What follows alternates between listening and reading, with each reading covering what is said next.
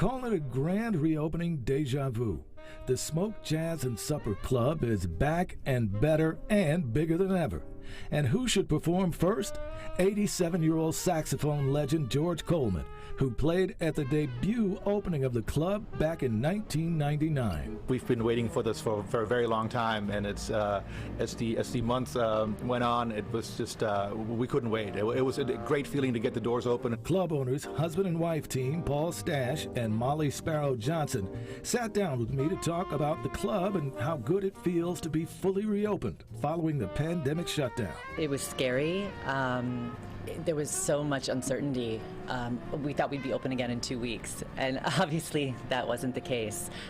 We were just trying to figure it out as we went along, like so many other people. And to say the club is bigger and better than ever is an understatement.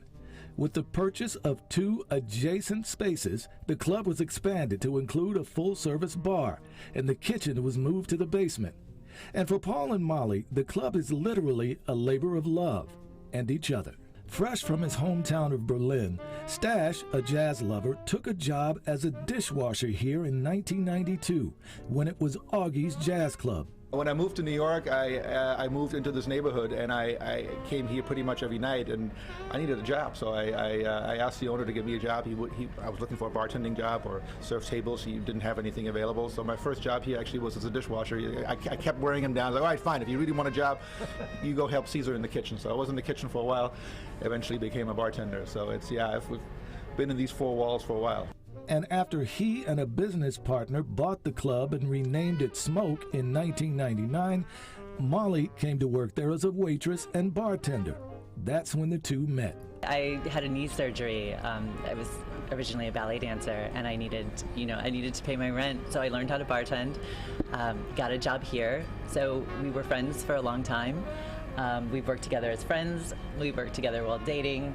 Well, married, and now we have 2 kids. With that love story, there was no way they were going to let the club go during the pandemic or let the music die, even with the social distancing restrictions. So we put a band in the window and opened up our cafe-style windows, and people were on the sidewalk dining in little greenhouses or just standing there watching.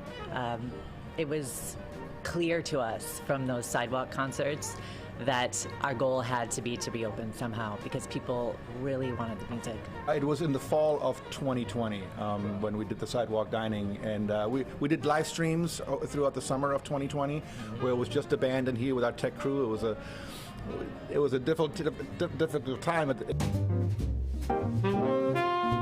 But now Smoke is reborn with a new attitude, but the same intimate setting for listening to the best jazz artists in the world, young guns and older legends. Of course, there are festivals that are a lot of fun and big venues, but there's something about small group jazz in a club venue, and I think that's really what we're trying to present.